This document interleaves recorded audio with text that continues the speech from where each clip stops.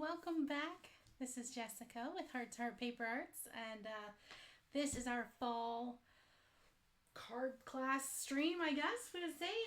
So I have two activities planned for us to kind of go through tonight. And the first one is pumpkins, and this is kind of our inspiration card here. So I'm going to do this with watercolor. And so I'm using watercolor paper. Any kind of watercolor paper, mixed media paper will be fine.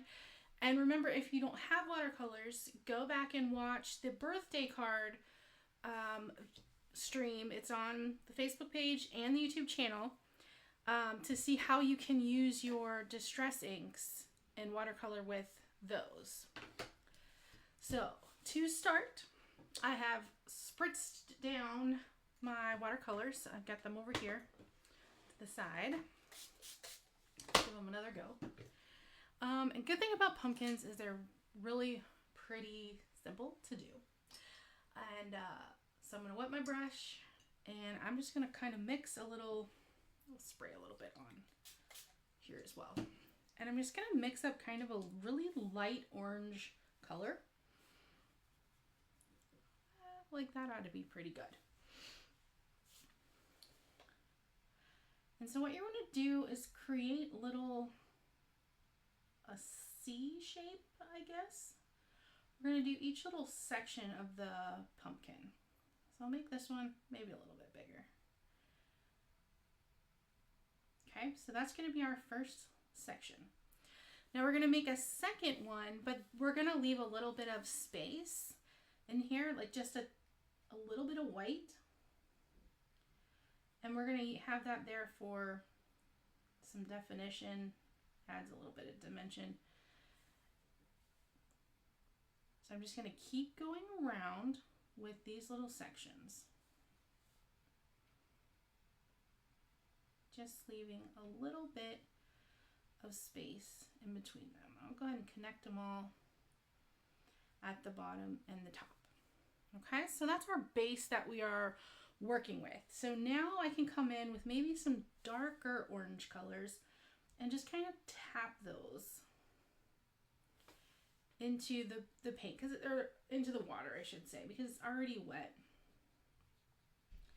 And let these kind of mix and blend and do their thing.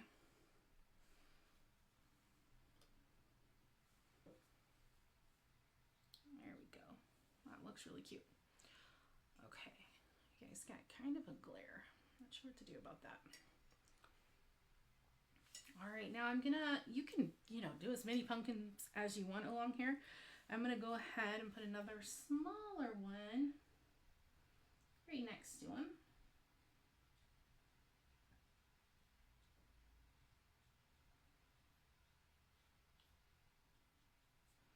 And again, just kind of starting with your light orange, light yellow color, and leaving those little white spaces in between. And then tap in a little bit of your darker color.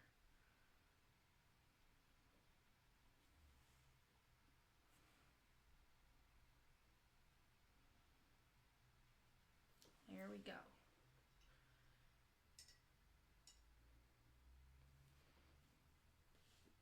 All right. I'm going to switch to a smaller size brush. And now I'm going to work on adding a stem. So I'm just going to use a little bit of brown.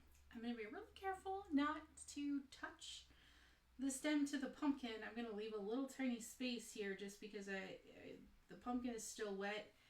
And if I touch the brown to it, it'll bleed into the pumpkin, and I just don't want that to happen. So I'm going to leave a little space. All right, there we go. Got some little stems. Then the last thing I want to do is add a little leaf. So just going to give a little something like that. And then if you're feeling particularly brave, you can go for the little curlicue.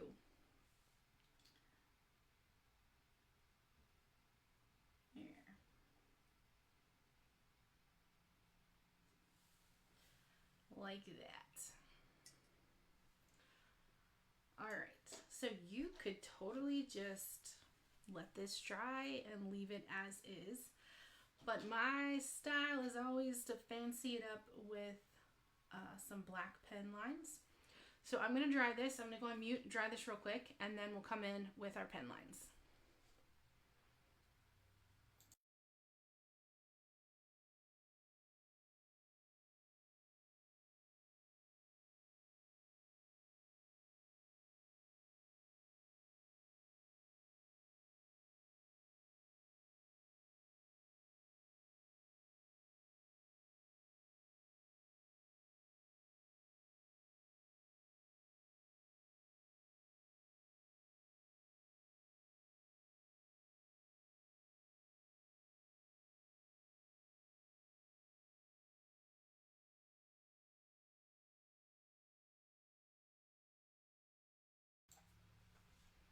All right, there we go. We got it dried.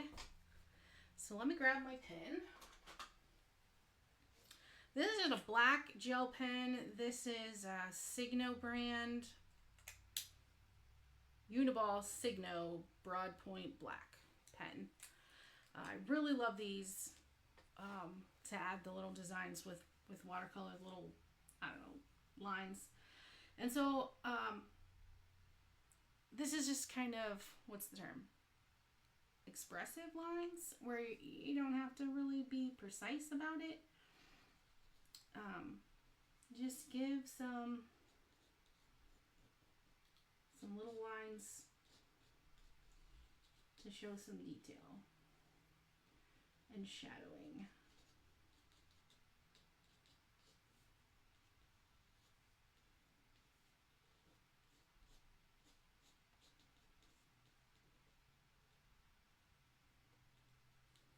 Okay, so something like that. Now the very last thing that you can do, this is kind of another, optional step, is get your brush wet with clean water. So I've got that going over here. And again, I'm not going to touch the pumpkins. I'm just coming right underneath here with wet water, like so. And now I want to just tap in. You could use brown or green. And I'm just going to kind of barely tap that in and let it bleed out into this water to give kind of the illusion of, our pumpkins aren't just floating in the air.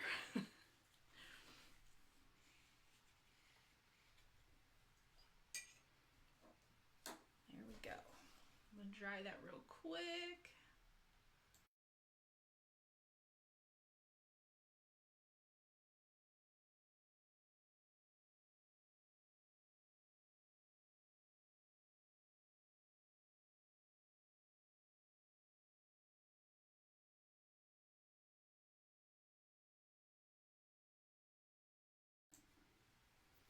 Okay, there we are.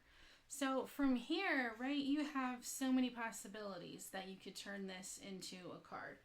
So once again, this is an example of what I did earlier, just turning my pumpkins into, I die cut this out, I put a stamp up in the corner, and just kind of squared it up into some pattern paper, and it's super cute. You could do one pumpkin maybe and just here with a little sentiment around. So this, pumpkins are really simple. You gotta give this a try because it was quick and really fun to do. And they turn out so cute. So that's our first piece. Now the second piece is gonna take a bit longer. So I wanna get that started. So the second technique, we are using embossing folders. And I think we're gonna call this a blackout technique. Using the embossing folders. But again, we start with mixed media paper. And there's another pumpkin one that I had earlier they could turn into. Okay, so I've got my mixed media paper and I picked out some distress ink colors that are fall related colors here. And what we're going to do is very similar to the cupcake card, the background paper on the cupcake card last week, same idea. So we're going to take these ink colors and we're going to press them down into our craft mat just to get some ink on the mat. Just gonna kind of go everywhere with it, I guess. Let's see.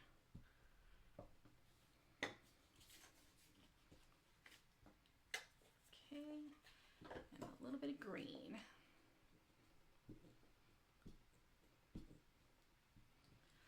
So how's everybody doing today? Is anybody else working on fall cards to send out? Thanksgiving centerpieces or anything like that? Love to hear about it. Okay, so once you have your ink on your mat, you're going to spritz it down with just a little bit of water. You don't want like pools of water, no puddles or anything, just little tiny water droplets all over. And then you're going to tap your paper into them. Okay, there we go. And your paper might kind of curl up like mine is doing. That's okay. As long as you're using a mixed media paper, it can take it and it's going to straighten out again once you dry it. And I want to get a lot of layers on here, but I want to keep these little speckles that I've got going on here in the green. So I need to dry this layer. So I'll mute and dry.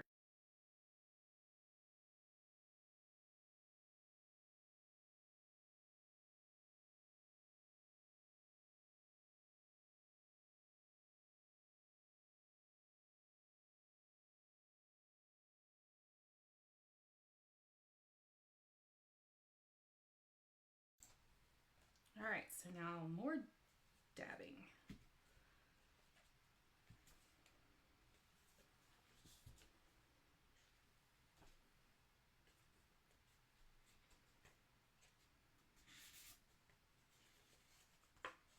Okay, more drying.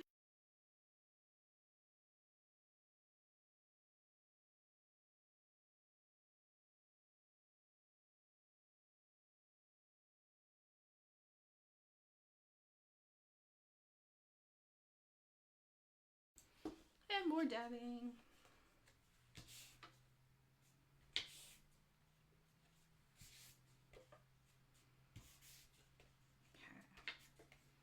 I'm just going to try to pull up every little bit of ink that I can pull up off of this mat.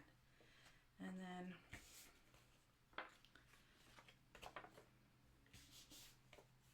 layer some more on here. Because I don't know about you, but I really like those vibrant fall colors. So that is the look I'm going for. So I think I want more orange here and more red. I think I can stay away from the green. I think we got enough green now.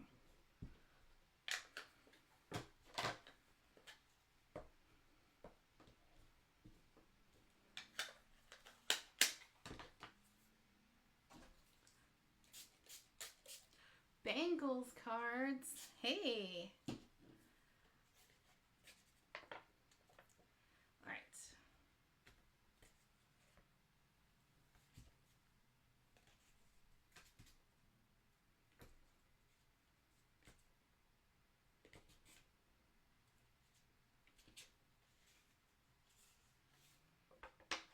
Okay, gonna dry.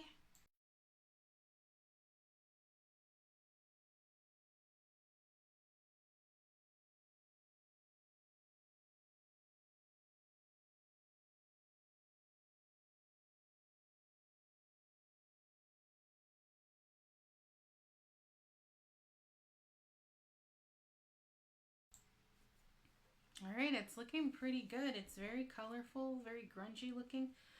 I still have a lot of white spaces, but I think what I'm going to do, because I really don't want to lose all this speckledness here, but I'm going to just go maybe with a little bit of brown and just cover up, cover up my white spaces here so they're not so stark white.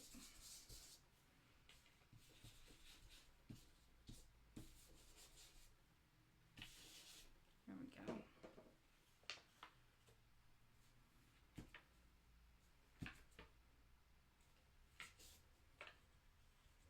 Okay, that's looking really cool. I like that a lot.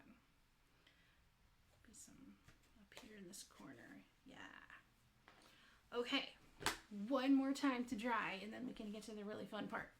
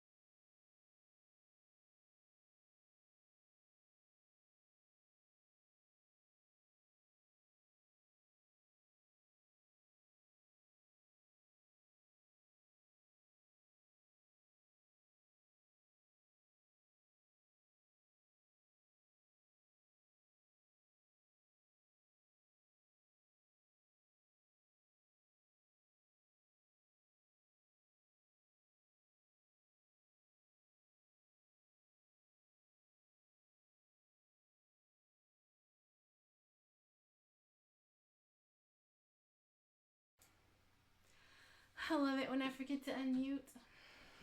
Okay, let me start that over again. So we're working with an embossing folder, and we're using the side of the embossing folder that it has the indentations. So the other side has the design raised up.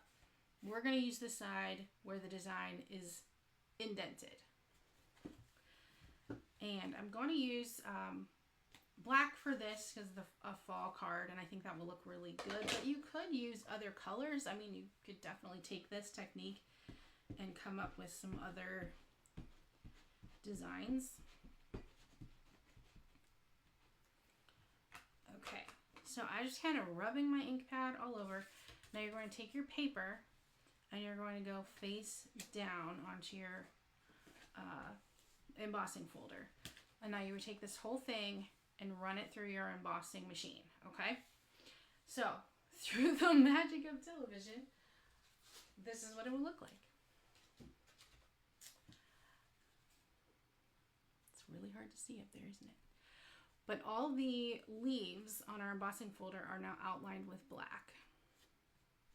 You could definitely do more heavy-handed than I went with on here to have more black, but it's a good place to start. And I know it's really hard to see on here, but it looks so cool having that design.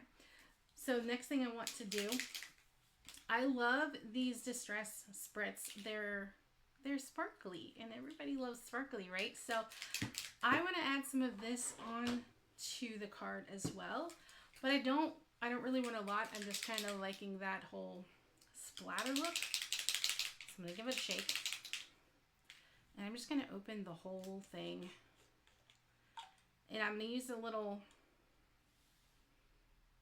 lid and just splatter right on here. So this is the fossilized amber color, and I'm going to do the same thing with the spice marmalade.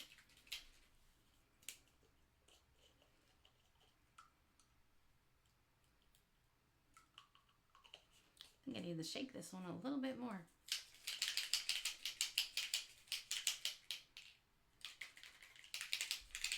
Okay.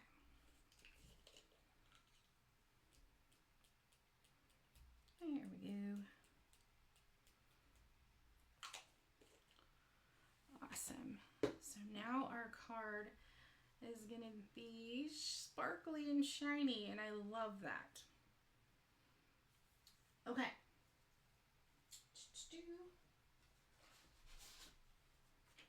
Now that we have our background, let me dry this real quick. I promise I'll remember to unmute this time.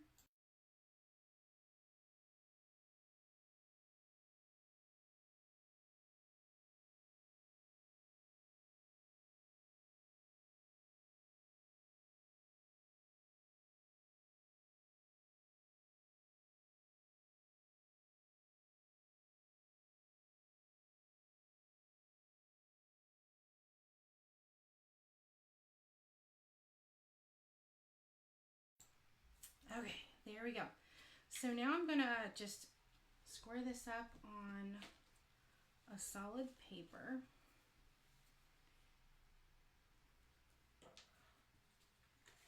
And I went with green, but any fall color would look really pretty with this.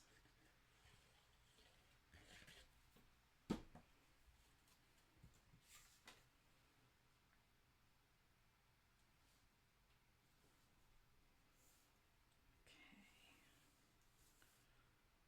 There we go.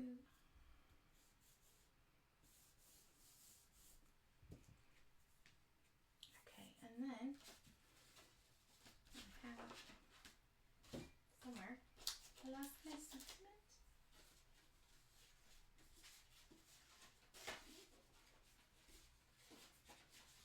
Oh no.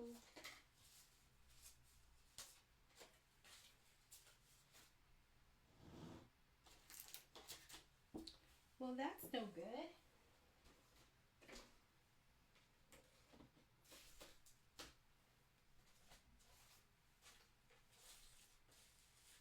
Maybe I have another one.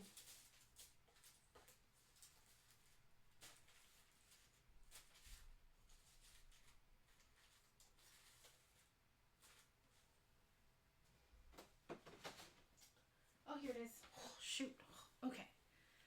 There we go. So we're going to put that on there. But I want to add a little bit of sparkle onto this as well. So I'm just going to splatter it again with the yellow and the orange.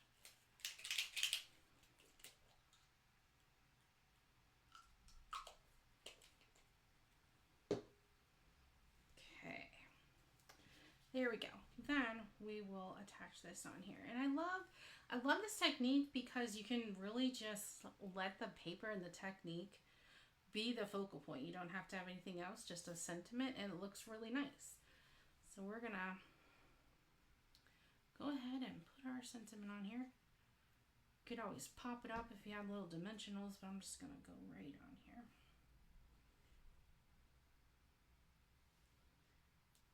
Like that. There we go. So there it is. There's our card. This is a really cool technique, so I will hope you guys would check this out and try it for yourself. If you have any questions, you can leave a comment or anything on the post. I'll try to make sure I get that answered for you. But yeah, that's going to wrap up for us today. Show both the cards. And again, like last week, I'll take pictures and post them up so you can get a close-up of everything. But yeah, thanks so much, guys, for tuning in, and I'll see you later. Bye.